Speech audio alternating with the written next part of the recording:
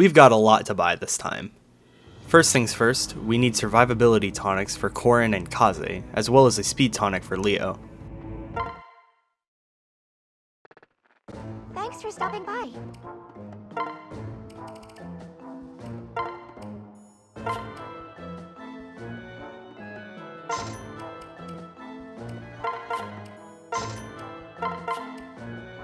We're also buying a friendship seal for Corrin. She's finally going to be taking off her training weights and become an archer.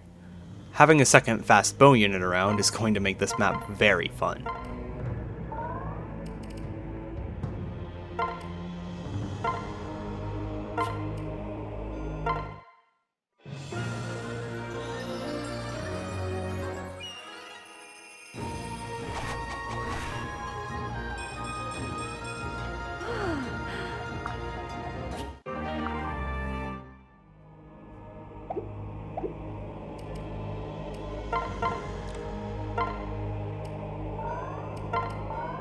Kaze takes the speed tonic and puts it in his inventory, as well as Corrin's now useless bronze sword.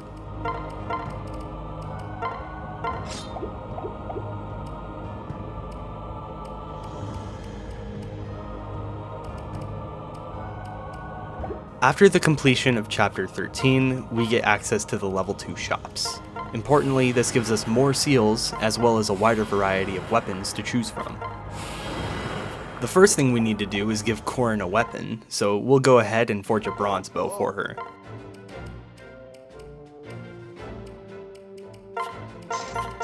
We could technically hold off on this, but I'm also buying a second hand axe now. We'll need to buy one later anyways, so there's no harm in just getting it while we're here. We're also buying the Levin sword. For the time being, this weapon will be used to let Odin sandbag to gain more experience from enemies. In the future, this is going to be Leo's bread and butter. Welcome to my fell storefront. Thank you.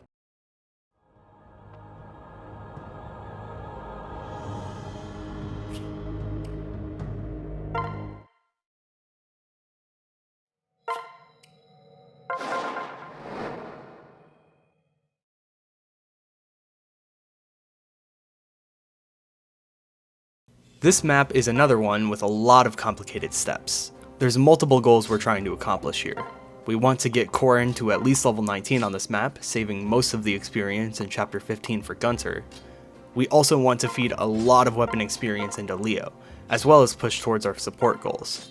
Most urgently, Arthur and Azura need to get married on this map, but that shouldn't be too hard. We're also setting up to stop Keaton from being attacked on turn 1. By the way, this unit is completely useless in his base class. You can't even buy Beast Stones until after Chapter 20. He's not going to be used at all.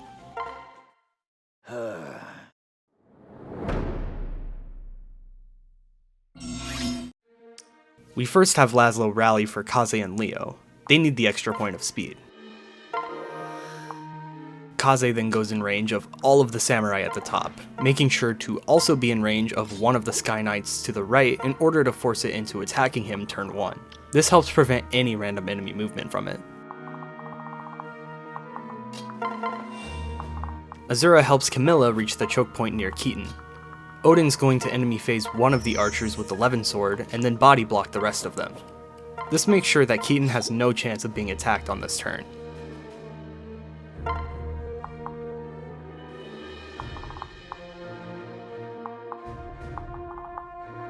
Leo moves a tiny bit forward, and then we'll use Silas and Baruka to shelter sink for him.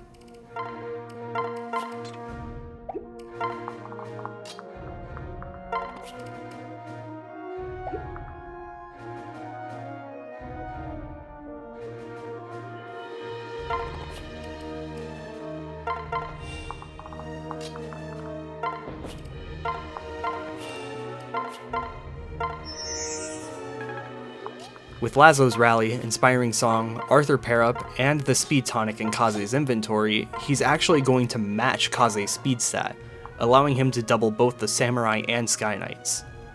By going on the tile above Kaze, he's also in range of a singular extra Sky Knight, leaving them both in range of the exact same number of enemies.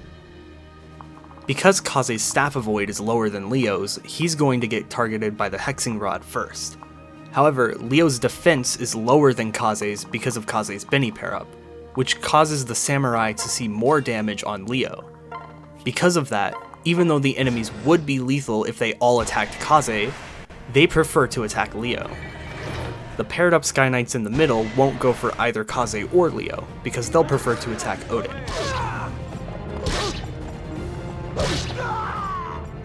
Failure is no option.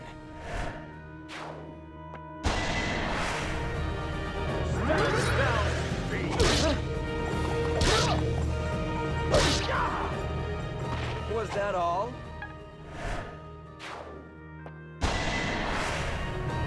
Let us join our strength. Not on my watch.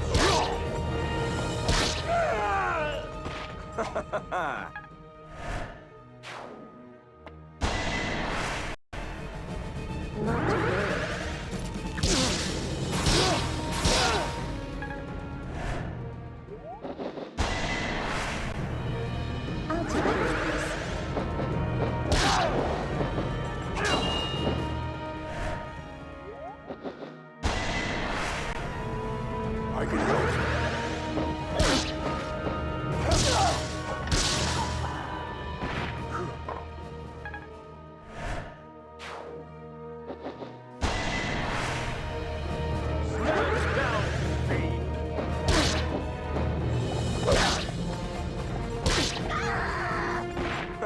That was nothing. The other moving flyers here are random, but my setup thankfully is consistent no matter what they do. Jacob weakens the Sky Knight that attacked Odin to let Camilla kill it without breaking her guard gauge. This will trick one of the archers into attacking her on enemy phase.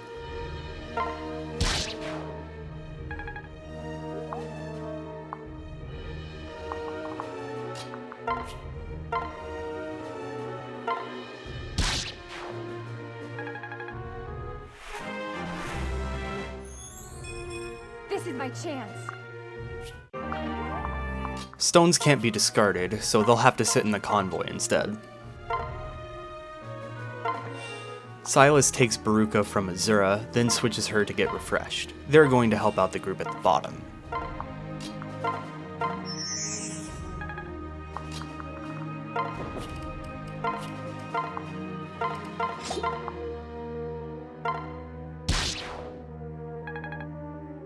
What will happen on enemy phase is one of the Sky Knights will choose to attack Azura, and the other will choose to attack Jacob. Since Azura is going to lure one of them towards her, it only makes sense to put Arthur nearby.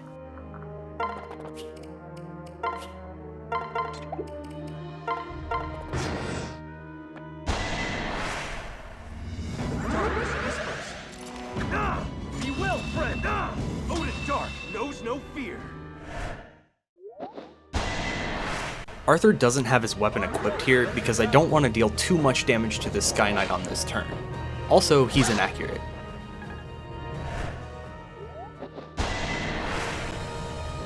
How wonderful. You're just thinking.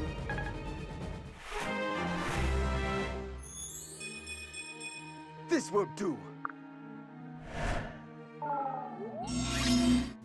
Here I have Azura pair up with Arthur to give him better skill and luck in order to reach perfect hit rate on the Sky Knight. Also only possible thanks to Benny's aura.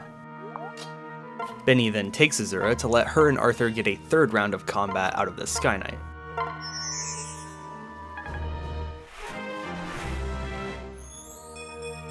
Oh.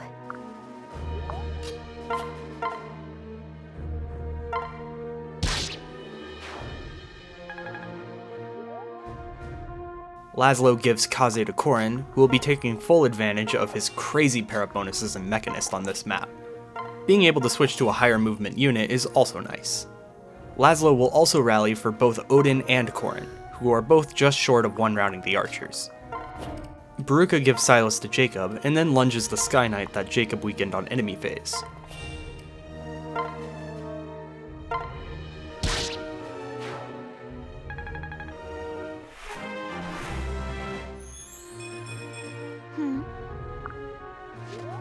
Jacob can now have Silas give Odin back the bronze sword and pair up with Baruka.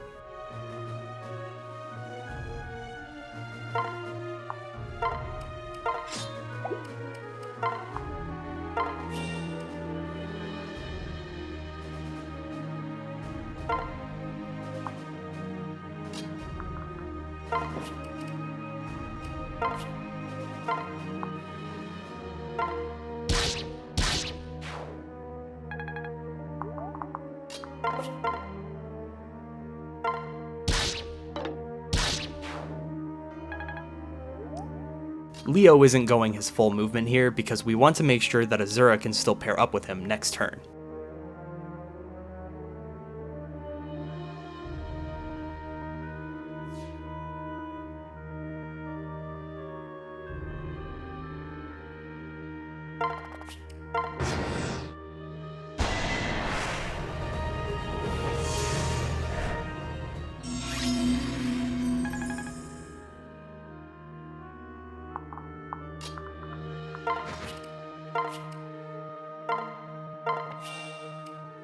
Corrin moves all the way up and switches to Kaze for the extra movement. After Azura sings to Kaze, he can move over to the other side of the map.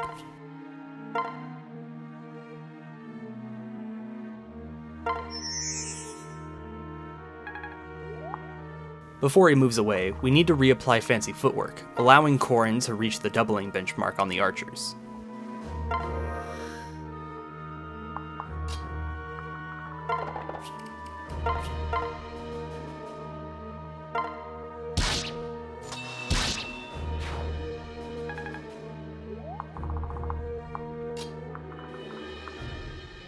Silas separates Leo from Azura.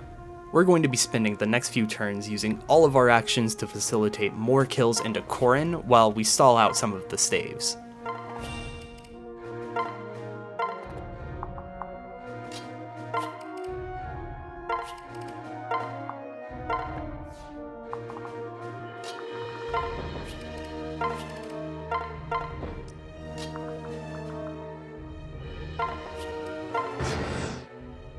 Corrin needed the HP tonic in order to survive this guaranteed. If she got hit by everything, she'd die.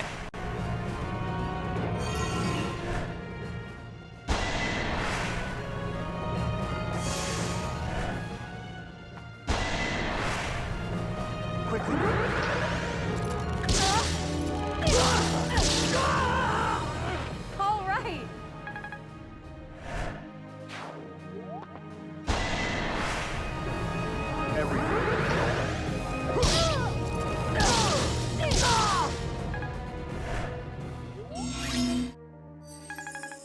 We're going to have Corrin act 3 times on this turn to kill the Oni Savage, the Hexing Rod Shrine Maiden, and lure over the other Throwing Club Oni Savage to weaken it on enemy phase. In order to do that, most of my units are going to be used to help transfer Azura around.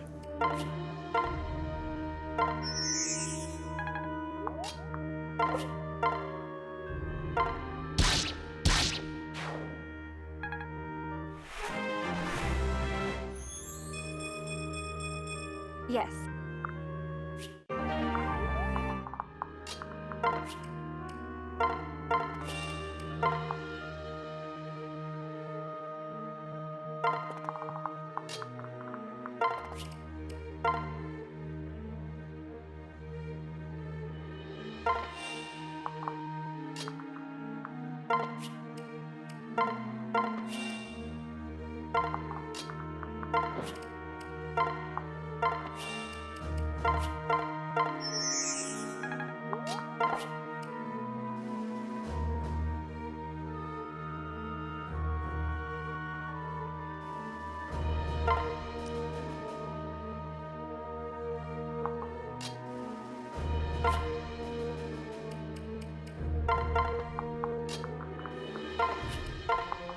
Camilla's going to help Benny play catch-up.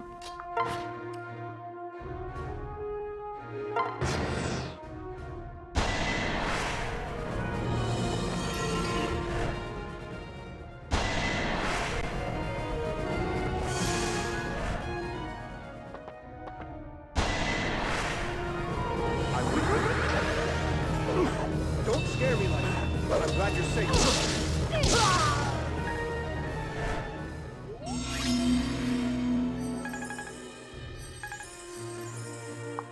Corrin will kill the weakened Oni Savage, but the other one will be left alone for the time being. We'll use the remaining 2 to work on Leo's sword rank and some other supports. Jacob takes the heal staff from the convoy and uses it on Corin. I'm trying to be very sparing with how often I need to be healing because I don't have many heals left. However, Corin being at full HP here is important. After Azura sings to Corin, she'll go in range of all of the archers to the right, which will trigger the reinforcements. This will also put her in range of Enfeeble, but because of the speed level she got, on top of the 4 extra speed she's getting from Inspiring Song and Fancy Footwork, she's still going to be fast enough to double and one-round the archers through the speed penalty.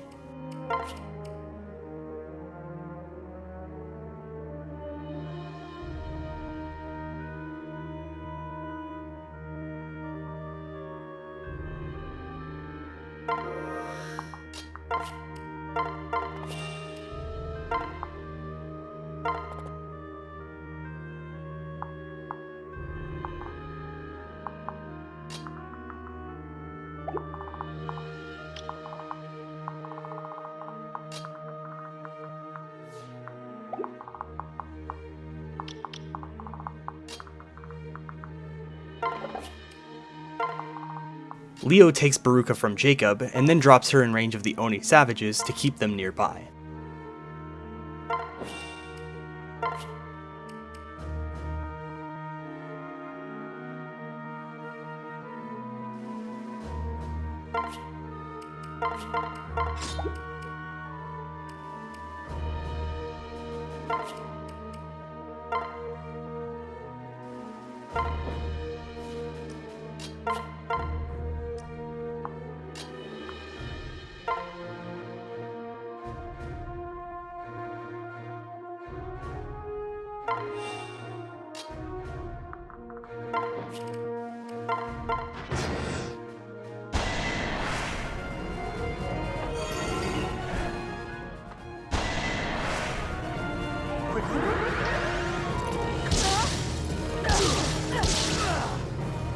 I did it!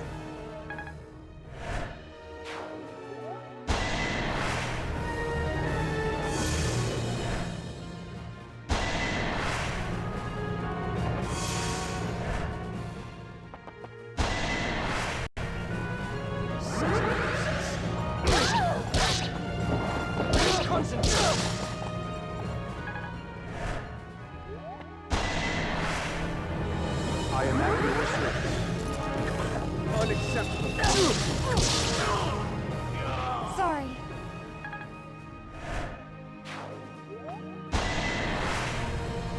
I'm with you.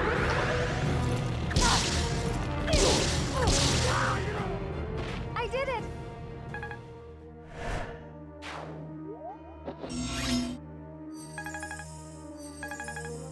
Depending on what the Oni savages do here changes my plans slightly. Sometimes the backup Oni can move to the left, allowing Jacob to hit it using Leo's dual strike. There, I'd forego Baruka support with Jacob to give Leo 2 extra points of weapon experience. But in this scenario, it gets a little bit awkward to do that, so I just have Baruka kill the Oni savage using Jacob's dual strike. In the end, this outcome ends up being the better one anyways.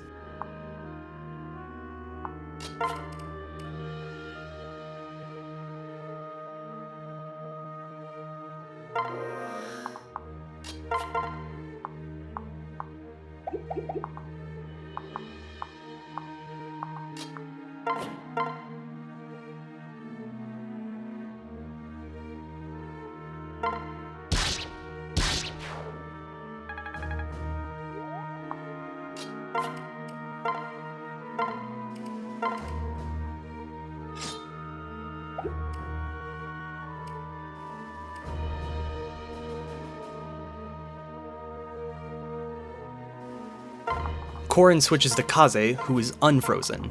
After Azura sings to him, he can be transferred to Leo and go in range of one of the Kenshi Knights. He's fast enough to double them, which makes fighting this group super convenient.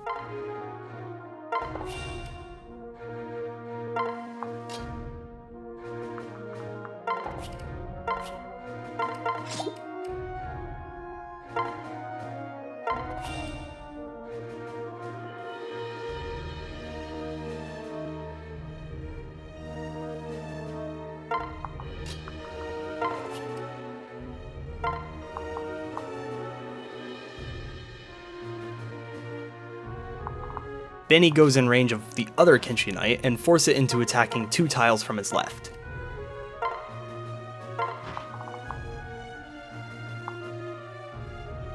I don't really want to deal with the Oni Savages and Sky Knights on the right side, so I'm simply not going to. Yay, Camilla!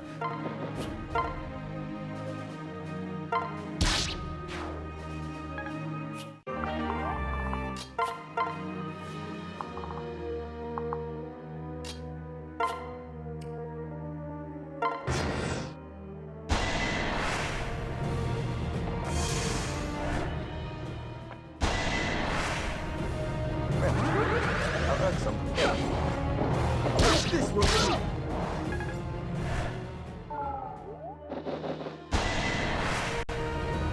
I'll support you. Here I come. Your battle has ended.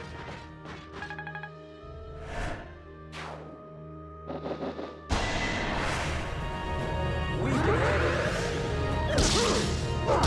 More to come.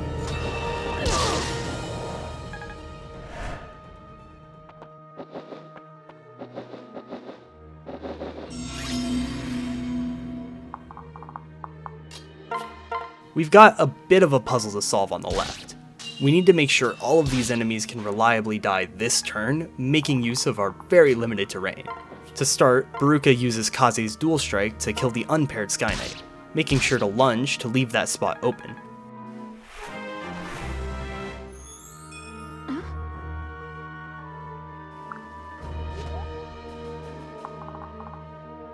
Keaton pairs up with Leo, and then takes a shot at the Kenshi Knight that attacked Benny with his broadsword.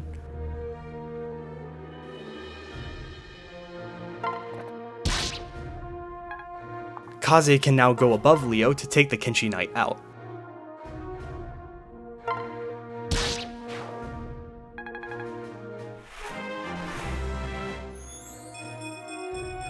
Leave it to me. Silas shelters Kaze, and then Jacob takes him to kill the Sky Knight that was in the back. He's one of the only units who can kill these enemies reliably, which is why he needs to be used so much here.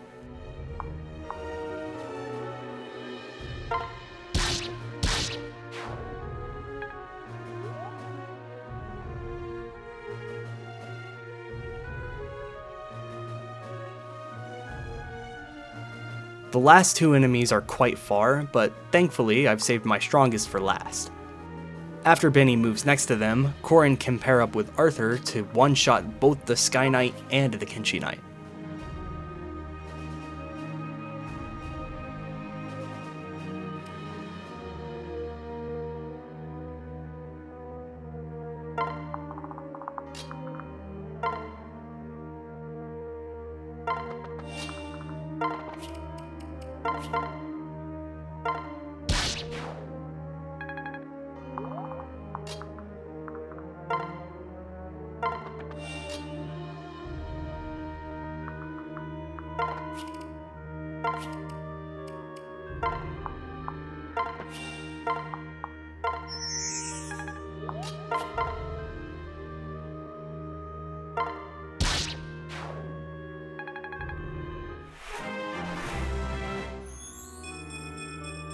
I'm here to help.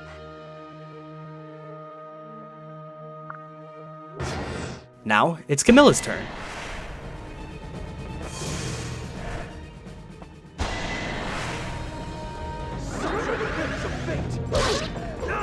I see all!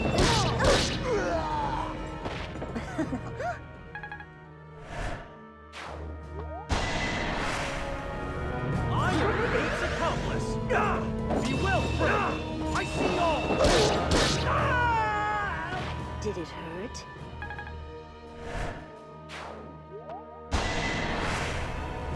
The chosen hero will rise! Be well, friend! Poor thing.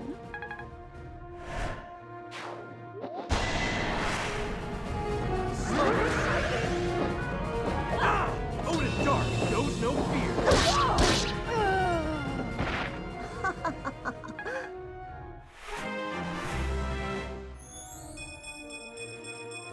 Oh.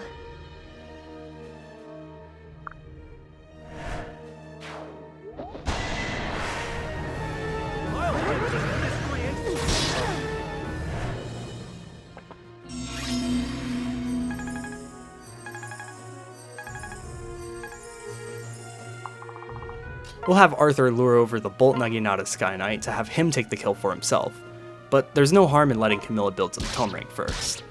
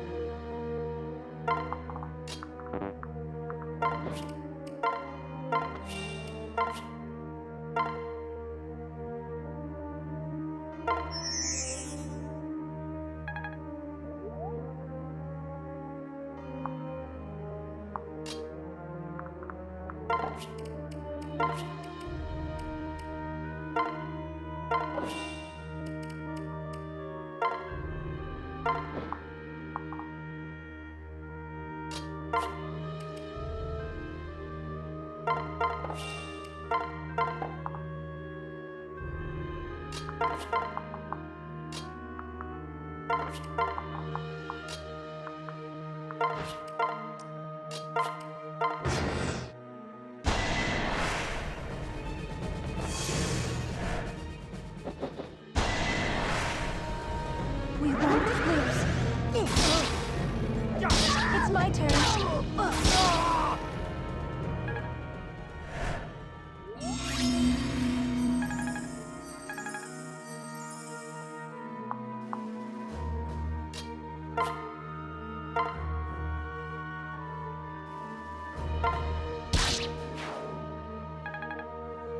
Baruka once again goes in a spot that the Northern Oni Savage can reach. We'll also be feeding that kill to Arthur since we really want to start working on getting him to rally strength.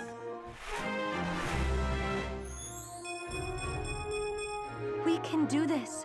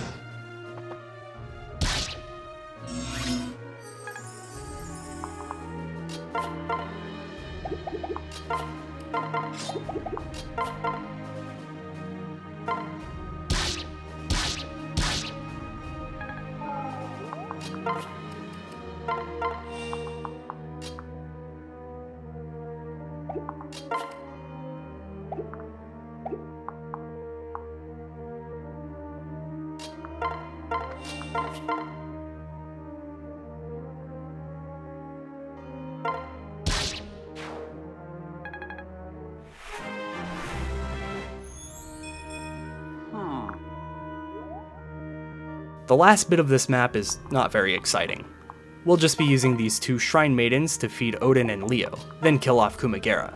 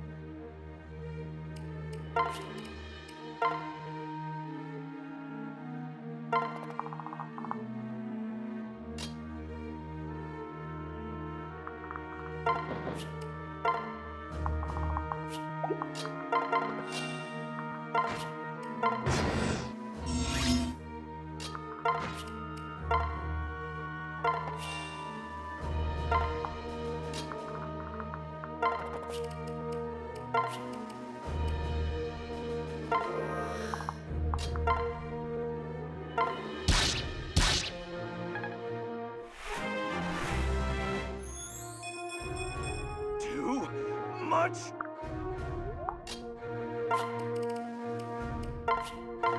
Since Odin just barely didn't kill the Shrine Maiden, we can let Corrin get some extra bow rank too.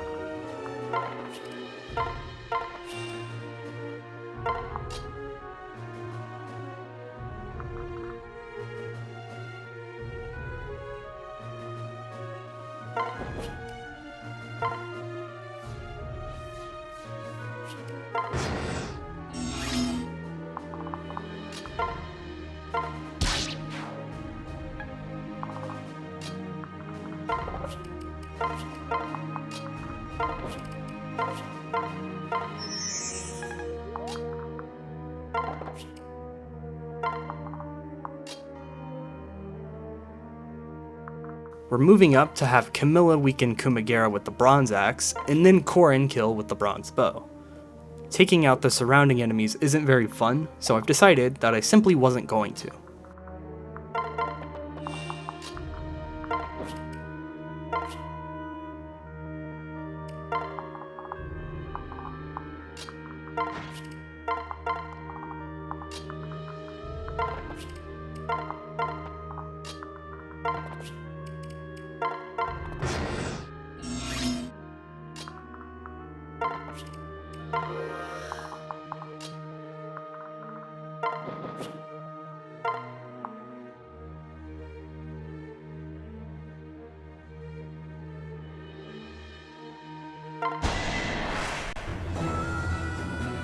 We stand together! We will, friend! I see all!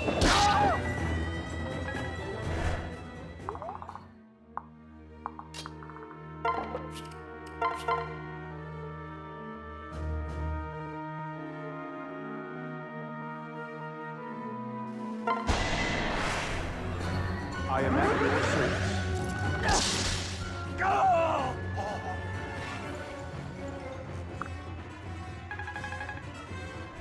Next up, Rally Skill.